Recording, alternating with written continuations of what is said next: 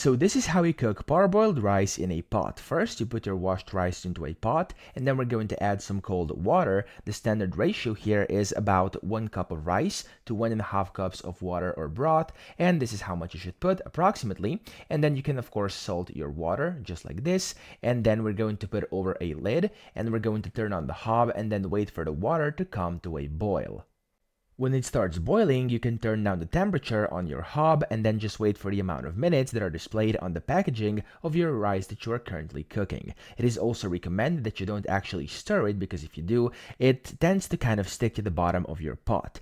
When your rice is close to being done, it should look something like this, and at this point you can just gently stir it towards the top to actually see how it looks like. There we go. And then you can also taste it to see if it's salty enough, and then add salt in case that's needed. So it should look like this whenever it's done. And yeah, I hope this video helped you out. If it did, please subscribe to the channel and help me out as well.